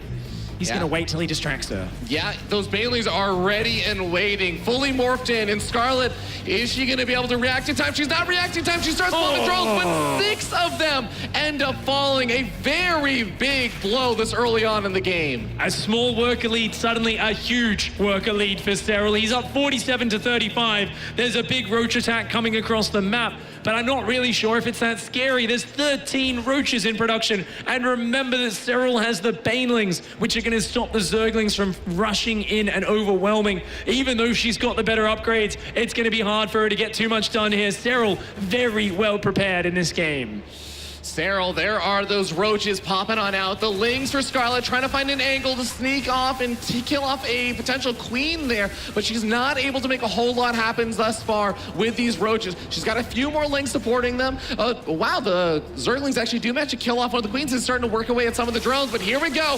Banelings coming on forward, looking for those Ling connections. All the Banelings are gone, and these Lings are going to be able to take a lot of damage to the roaches. Her +1 is going to finish in just 2 seconds, and that is going to make these roaches of Scarlett way more effective. The focus fire on those Banelings was incredible. Her Zergling reinforces here. The queens of Serral, though, adding some very valuable damage to this fight. The micro on both sides is on point, but it seems like Serral just barely withstands this assault. Scarlett is down 12 workers. Yeah, she's got better upgrades right now, but that's not going to last too much longer. Her economy just is way lower. She's on mostly Zerglings. She has to do this. She has to get damage done here and now. There is no turning back. Her Lings go in on top of these little roaches, on top of the queens, but a lot of them are getting picked off, and Serral looks like he's pushing Scarlett further and further back. Crucible may land, but Scarlett, she's caught up in drones. Was it enough, Pig? It might have been. I mean, that last fight definitely didn't go her way. Would have been a little bit better to keep those Zerglings alive, threatening. She ended up going in with the Lings and damaging a lot of Serral's roaches, but very few of them actually fell. So they're going to slowly regenerate now. But behind it, Scarlett's upgrade lead is the big thing she's got going for her. She's tied up the work account. Right now, Serral's army is scarier in that he's got a bigger roach count. The problem for Serral is his lair was so late. It's still not finished. So Scarlett's going to be at +2 range. She's going to get roach speed, and that's going to give her just so much more strong roaches in the next big fight. This is going to allow Scarlett to build off the back of that aggression. She might even be able to get a 4th base up. I actually am starting to love her position with that 2-1 upgrade advantage. Scarlett, such a smart player, and this is one of the things that she's really abused in the past couple of years, is how intelligent she's able to play in these later game, mid-game, early game situations. We've seen the mix-ups she's thrown out, and she's been able to use that intelligence to try and find these little ways to sneak in advantages and come back in games where she does things like loses 6 workers early on to 2 Banelings. And you know what? I think she's just continuing to follow the same decisive trend we've seen from her all day today. It's just about continuing to throw the waves of aggression at your opponent. Serral trying to react, trying to respond, but Scarlett is being so decisive, and she's coming out with one more huge assault. +2 range is finished. She's got a 2 upgrade advantage. She's got a small army advantage as well, and she wants to strike at this 4th base. Serral, he knows he's outnumbered. He's out positioned right now, as well as that 4th base is not going to have much of a chance to survive here. It's going to get instantly taken out, canceled, but he's got a good position to defend that 3rd base. Scarlett's going to go into a massive concave. The queens are going to be here to defend as well. Serral is not going to give up his crown that easily. No, he's looking to hang on. I like the give up on the 4th base as well. I think this was an intelligent decision by Serral. He's setting up a very nice concave. Scarlett's going to try to push in, but she realizes that angle is not conducive to winning the game. This is just such a nice setup from Serral. She wants to poke in and out, but Serral, each time he's so good at resetting that position, and he's collapsing on her, doing some fantastic damage. A great hold by Serral. Serral keeps finding such good trades in those engagements, and Scarlett is forced to back back up, even with the superior upgrades. And again, this is going to be one of those situations where after you get a +2 missile attacks, there's not really a whole lot of room to go further with your upgrades. So Scarlett kind of at a standstill there, and Serral is gradually going to start catching up and throws down a Spire as well. That is such a late Spire from Serral up against a Hydroden. And upon seeing that, he might not be too keen on committing to the Mutalisks. Yeah, the Overseer sees the Hydroden. He goes back, checks that it does indeed finish, and Tunneling Claws and Burrow starting up for Serral. These are the upgrades we've seen him win so many Zerg vs. Zerg games with. If he manages to make it into your Mineral Lions, it is almost impossible to shut those Roaches down. I mean, he is so good with those burrowed Roaches, Pig. And you know what? Even on Fracture, it looked like he was going to be able to maybe get something done. Scarlett was so on point with the defense, but this map, Lost and Found, has, I feel, a lot more angles. You can move in with those burrowed Roaches, a lot more positions. You can try and find that damage. Yeah. I think it's going to be a much harder defense here for Scarlett. Yeah, definitely not as contained as it was on Fracture earlier. And even there, that was, of course, where Serral picked up this one win. He's now coming out with his big Roach army, and this is something you see Serral do time and again. Whenever he wants to start burrowing those Roaches, he wants to get on your side of the map first, create some threat, and then the moment he's out of vision of your Overseer or Overlord, he's just gonna burrow 10, 15 Roaches, split them into your bases, and if you don't see it coming, you can just get knocked out of the game right there. Lurker Den getting close to finishing here for Scarlett. She moves in with a few Lings. The Baneling does soak up a hit there on some of those Lings, but Scarlett still going to continue with a bit of that attack. A handful of Roaches here, not going to be enough. Serral is fully prepared on that angle. Scarlett going to have to deal with these burrowed Roaches, though, over at her fourth at the same time that the main engage is getting forced out. Scarlett has a handful of these Hydras there, and that might be some extra DPS Serral's unprepared for, but oh, these burrowed Roaches, they get caught by Scarlett. Yeah, they are kind of slipping by at the same time. Serral creating a lot of threat at the front. He wants to not only win the fight here, but sneak Roaches into the Mineral Lines at the same time. Roaches. That's a ton of Roaches. The Hydras are getting taken down by the Corrosive Bile. Scarlett's having a tough time splitting her units into all the positions where they're needed. The Corrosive Bile's going to take out the Constructing Roach Eggs. Very nice play here by Serral. Pushing forward is Scarlett. She's trying to repel the attack, but the Micro is too good. The Ravagers using the Corrosive Bile to cover their retreat. And Serral microing on both fronts, keeping the burrowed Roaches alive in the main base at the same time that he was retreating with his Roaches on the other side. These Roaches are going to lose some of their hit points, but they actually managed to stay alive. Serral is just starting to out-multitask Scarlett, and the Ravagers that fully morph in, immediately taking a couple Corrosive Biles. Here we go. This is it. A big Roach Ravager push. The Roaches and Ravagers of Scarlett come forward, but yet again, she's losing workers behind it. In her natural expansion, Roaches have unburrowed, and this fight, it started to look okay, but these fighting retreats from Serral, he lands the Corrosive Biles by distracting his opponent. It's just such a good way of playing Zerg vs. Zerg, and whenever his opponent withdraws, he just Tunneling Claws those Roaches into a new base, creates more and more problems for his opponent, and that is the secret to his success here. The Tunneling Claw master, Serral, has engineered a very, very clear advantage in this game. This is unreal. Serral able to micro at the front, in the back, everywhere. Scarlett just cannot keep up anymore. She's down 100 supply at this point, only some of which is workers and a lot of which is army supply. Serral is looking so strong in this game, and I just don't see a world in which Scarlett can pull this back anymore. Pig. Oh, stops the lurkers just before they finish, and Serral ties it up 2-2. Magnificent play from our legendary God King Serral.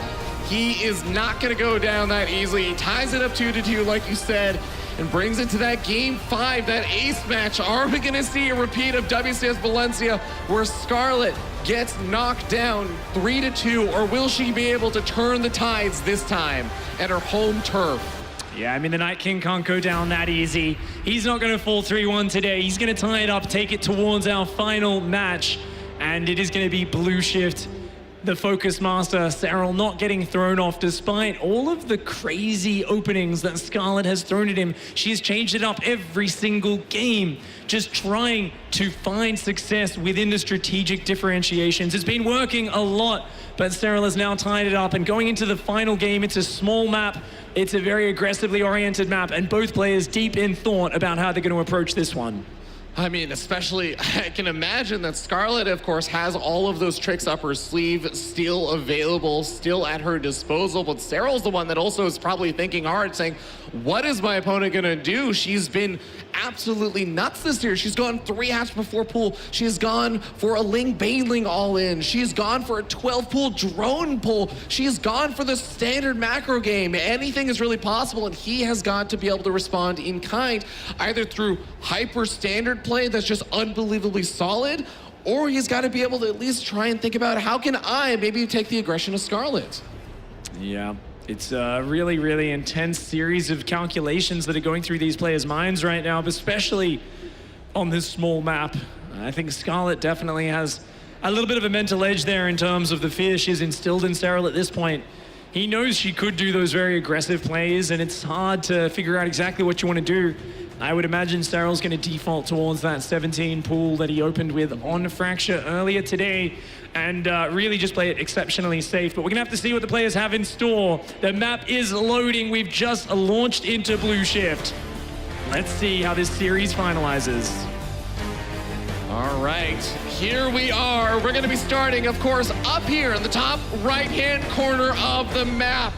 It's currently sitting at a tied-up series 2-2, a very rare situation for this man. From Team ENCE Esports, it is Serral.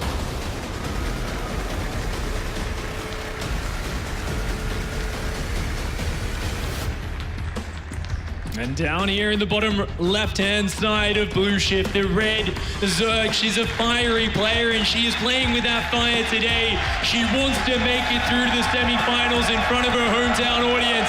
Down here in the bottom left-hand side, in the red, the Zerg player. She is Scarlett.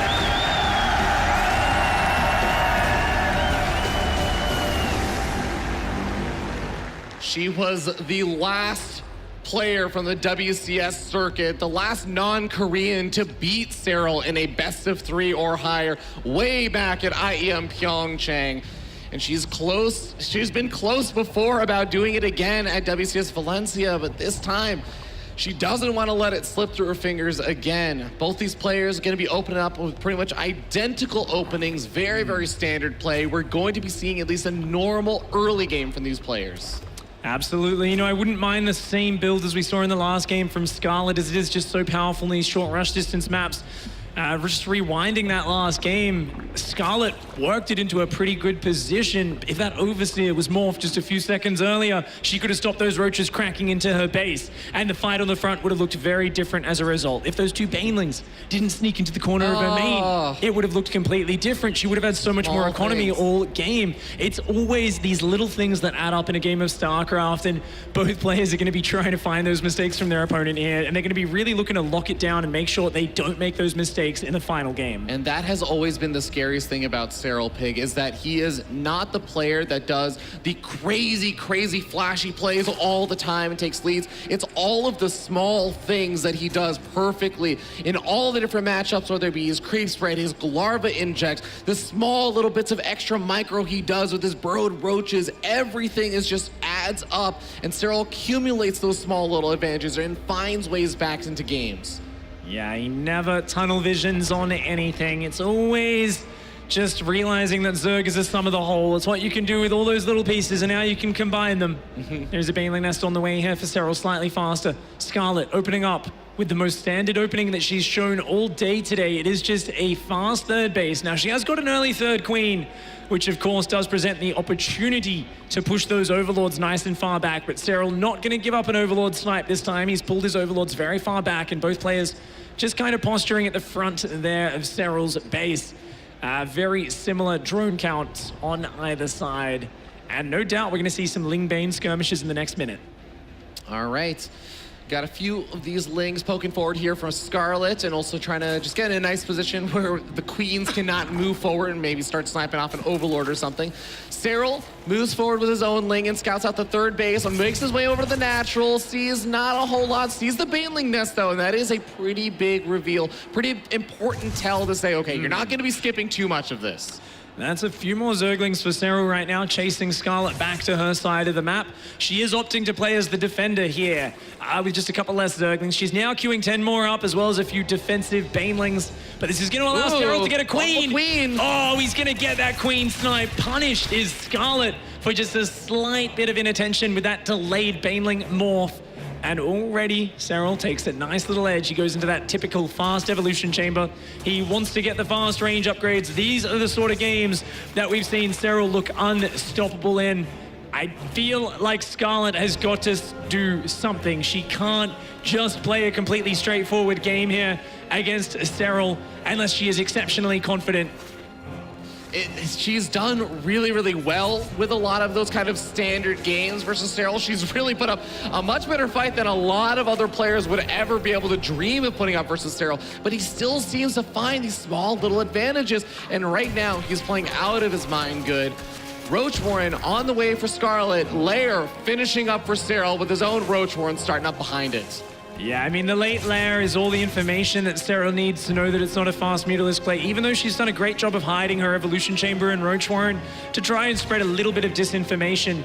Serral hasn't confirmed that those are down, so that, of course, if you don't see the Evo Chamber, you are going to be a little bit more worried about pushes potentially coming across the map as well, and Scarlett being quite greedy. She has got to work a lead throughout this building up phase. She's going right up to 5 gases, 3 base mineral saturation. And from there, it's going to be pretty much non-stop Roach production for a while. Scarlett just steaming her way forwards into the macro game. Another lane coming forward. Serral, this guy just cannot be stopped with his scouting information. He almost always seems to be able to find out a lot of information. He doesn't quite see the Roach Warren in the Evolution Chamber yet again.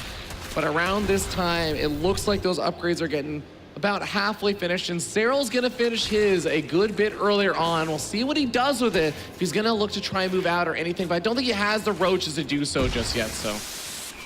Nice defense here by Scarlett. She's using her Banelings very well to zone out the superior Zergling count. And as her Roaches start to enter the field, that's going to make things a little bit easier for the Canadian Zerg players. She's got the very fast 4th up. And of course, she's got an 8-worker lead with that very, very greedy, unafraid droning that she did. The Spire goes down behind it.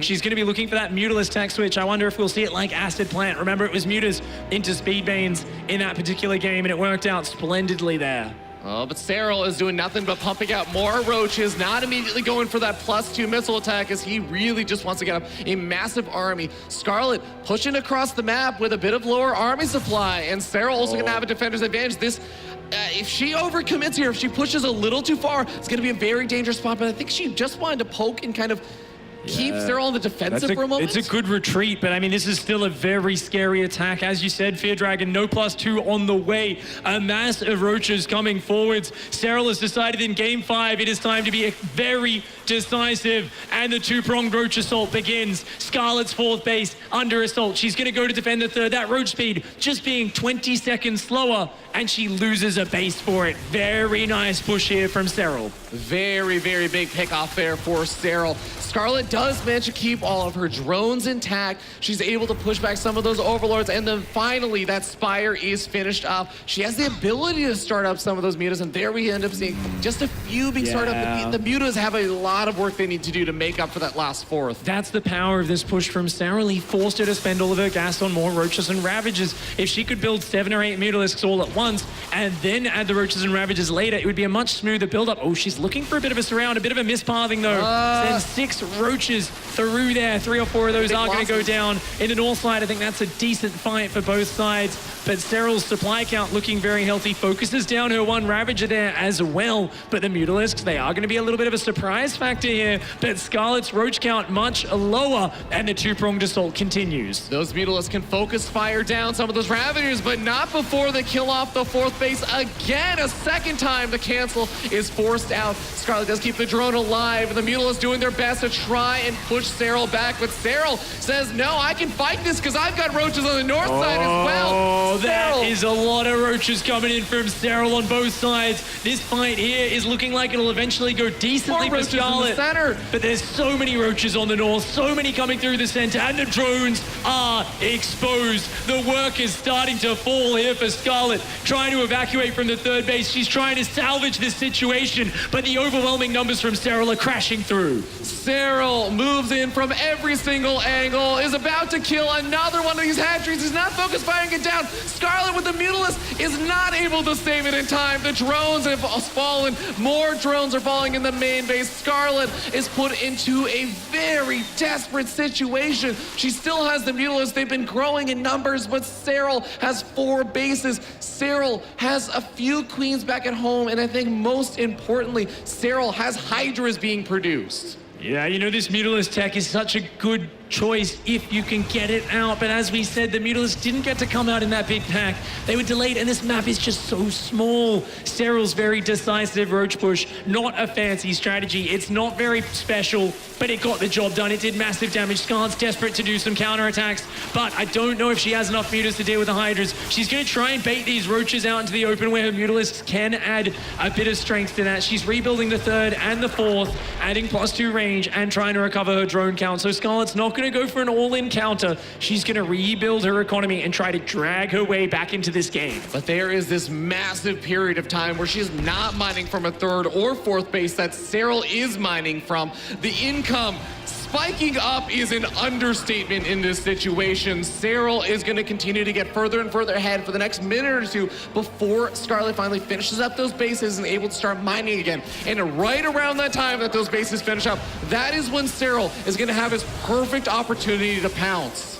Yeah, these mutas here do clean up a little roach counterattack. The third and fourth have finished rebuilding. A very high Ravager count is out for Scarlett.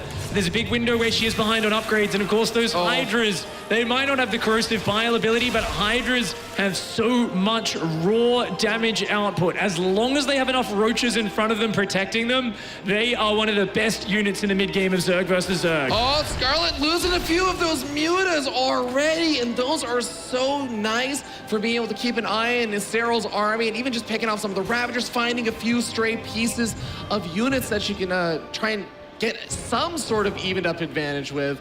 But some more roaches coming forward. Scarlett is just unprepared for them. Yeah, this is Serral in a nutshell, just non-stop counterattacks poking in from every side.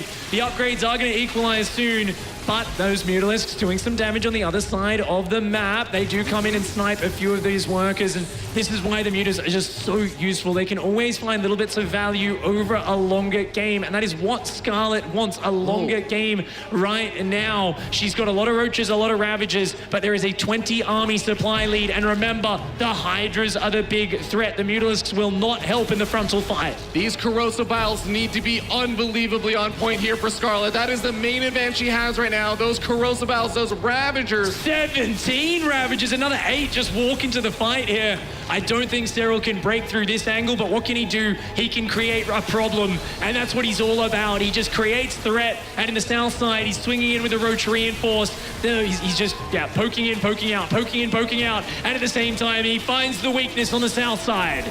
Scarlett, she can only have these Ravagers in one place. It's so difficult to micro them on both fronts, and she's starting to see some of the weaknesses of that. She's gonna lose her fourth base again. Serral snipes it off, retreats out, doesn't even lose that much, and Scarlett forced into another awkward position. She's nearly maxed out, so it's not as bad as before, but that income advantage for Serral, that larva advantage is gonna start to go in his favor once again. Yeah, nice play here by Serral. Of course, those queens shooing those Mutalisks away. The Ravagers, remember, they're very powerful in the mid game, but they're also 3 supply each. And she tries to counterattack, is caught completely out of position. Serral, so on point in this game. Puts her down to 2 bases once again. Scarlett just gonna try and go for broke right now, because I don't think she has any other options. This Roach is killing her drones. Serral is somewhat out of position to defend. Roach Ward's gonna get taken out, so no reinforcements gonna be coming out for a bit. There are still the Hydras though. But he's ready to flank in from 2 sides. He's got an army on the south and an army on the north. She can't let herself get sandwiched. The corrosive bile gives her a lot of power. She finds one half of the army. She's gonna dive on it, zoning corrosive Biles trying to keep out the other half of the army, but Serral somehow consolidates, sets up an amazing concave of Roach Hydra whilst doing damage on the other side of the map at the same time. Scarlett not able to transition back out, still sitting on those 2 bases with her hat trick getting canceled. She's just going all in on this. More Ravagers being made. Serral abandoning that base, it looks like right now, as he knows he's put her into such an all-in position. Finally, Scarlett moves forward and sees your army's not here anymore. Serral is okay with it though. He knows that all he has to do is hold on for this attack as his economy just continues to skyrocket. Oh, it's a trap! It's a massive trap! 30 Ravagers of Scarlett get ambushed! The Roaches of Serral unburrowing on top of those vulnerable units, takes down a good number of them. 22 Ravagers still standing strong. These Roaches of Serral, though, creating a problem on Scarlett's side of the map once again. The Hydras and the Ravagers have so much damage output, he has to evade the Biles. Scarlett is all in on this push. She has to break through with this army here, and Serral is not going to let her do it. Serral preventing her from moving forward, keeping that mining base so unbelievably safe. Scarlett doing a great job with the corrosive vials to try and zone out this army, but she's not landing. She's on a timer, and she's starting to feel the pressure. She's trying to move forward, but Serral just won't allow it. He's taking another base, Pig.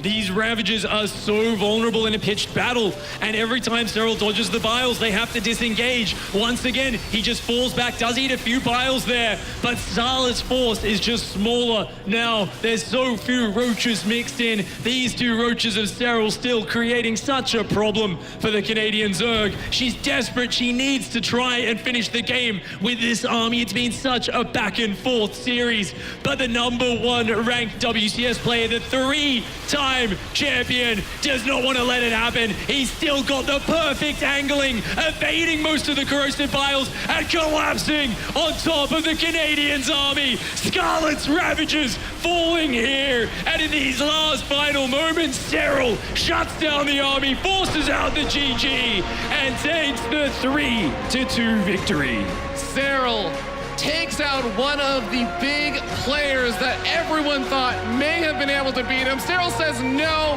I'm moving on to that semifinals. I'm ready for another championship. Unbelievable play from our God King Serral. He is just undefeatable, it feels like. Even now, Scarlett getting so close, but Serral still shuts her down. And I just cannot wait to hear what Serral has to say about that series, as I think Sue is going to be on the main stage in just a moment's time to hear from the man himself. Thank you very much, Ravi. Congratulations, Serral. What an incredible series against Scarlett. It was really well fought from her, but you come through once again and show why you are the 3-time WCS champion. Did you expect that it would be this close once again?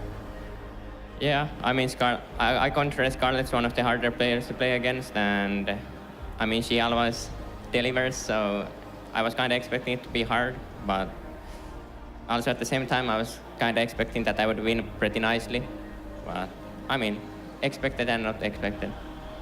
The series played out remarkably similarly to how it did in Valencia, where back in Valencia, she was up 2-1, had an advantage in the 4th map, and it was sort of similar this time around too. Lost and found, she was up 2-1, she had the tech advantage. I was wondering what was going on through your head at that time, as it was looking like it could be scary there. I was pretty confident the 4th game. I didn't really feel too much behind in any point. I kind of knew what she was doing all the time and just reacted to it. I did some mistakes with our supply blocks and that, and that's why I might have been a bit behind. But I'm always very confident if I get to the Pro Road stage and manage to close it out there then. A lot of the people were talking about how if anyone was going to take you down, it was going to be Scarlett, as she's the one that's had the closest series against you this year. Now that you've gotten her out of the way, out of the players that are left in this bracket, who do you see as the biggest threat, if at all? I see everyone as a threat, but the biggest threat maybe, I don't know. Personally, for me, I have hardest time playing against Scarlett and U-Thermal, so maybe U-Thermal. But I think Lamp and Showtime both are great, and all the matches are going to be super hard. But I don't know, for some reason, Ultramarines is very hard for me. So. Well, congratulations again with that. Serral is in the top 4 of yet his 4th WCS in a row once again. Nathanius, back to you. Expected and unexpected. Serral manages to claw his way out of that dicey scenario. Gentlemen, he just does not seem capable of losing. Well, Nathanius, yes and no. This was a very close series. I think Scarlett did an amazing job making this very nice. Of course, she had her signature cheeky play. We got the spine crawler rush, which was a bit of a, not quite a free win, because I did like Serral's response to that, but it just wasn't quite enough. But I just love Serral's tenacity. It goes into game 5. It has that back and forth moment. It's a little bit scary, but he's just, like you said, when he gets to the Burrowed Roach stage, he feels very confident. You can see why. Constantly doing the right thing to get back into it. There's even the game, I think it was game 4, where he was way behind, but with the Burrowed Roaches, made it closer than it felt. He's just really awesome to watch. I loved it, Nate. What an amazing way to start. I think our final day, that was a really cool quarterfinal. And it felt similar to Valencia. Maybe the lead in game 4 wasn't as big, obviously, as it was back then on Darkness. But I love the timing on Acid Plant. That really was so similar to Dreamcatcher back then, right? You look at Serral's army, Lurkers, Hydras, you're like, well, if Scarlett wants to win this game, she has to do it right here, right now. And then she does. You're like, oh my goodness, he's up 2-1 again. That final game was crazy as well. I love the Burrowed Roach play. A little bit of a J-Dong flashback almost there. Maybe you could say he was going to win anyway, Serral that is, but it was still a really cool move. I loved it. I love the approach that Scarlett had again in the early games. You know, it started off with a very quick bailing rush, then we had lots of Spire play, then she hit some 3-pool before hatch. I love that she's switching it up and she doesn't make it easy for Serral, but yeah, Serral did pull through in the end. And with that, he does move on, as you were saying, to the semifinals here at WCS Montreal. We're going to take a look at an updated bracket for all of you. Serral stands waiting the winner of Lambo and Showtime. That'll be our next match. Euthermal and Rainer on the other side. He was talking about Euthermal, the only other player that he struggles with in this bracket. Roddy, is the Dutch dream real, perhaps? The Dutch dream is always real, Nate. Yeah, I love how he sneaked that in. He's like, I kind of have a tough time against Euthermal, and then he's like, I don't know why. You know, I love that. He's like, I'm Serral. I'm not supposed to have a tough time against anyone. You know, Nate, I do want to touch on one thing real quick. Of course, Serral's year is already amazing, and Jeff, you often say you've never seen something like this before when it comes to a non-Korean in StarCraft 2. But when it purely comes to the 4 WCS stops, Serral has now also officially outperformed Neep compared to last year. Of course, Neep won 3 out of 4 tournaments last year, just like Serral has done, but Neep lost 1 time in the quarterfinals, and now Serral, of course, advancing to the semifinals, so he has officially taken that from Neep. But if you really want to get into the stats real quick, the only thing that Neep will hold is that last year Neep won a tournament, going 17-2, and Serral has already lost more than 2 maps in every single tournament, so Neep will hold on to that record. Do his victories even count in Control? You stumped me twice. I'm like, give me the guy. I'm not going to say any more. We're going to take a look at the schedule. We're just moving down the bracket. It's a smooth Sunday afternoon over here in Montreal. As we wrap things up, we've got Lambo versus Showtime up next, and Time versus Hero Marine, and Euthermal versus Rainer. But then, don't worry, we're getting into the semis. We're getting into the grand finals. There's lots of great StarCraft action coming up. You're watching WCS Montreal. We'll be right back with our next series after this break.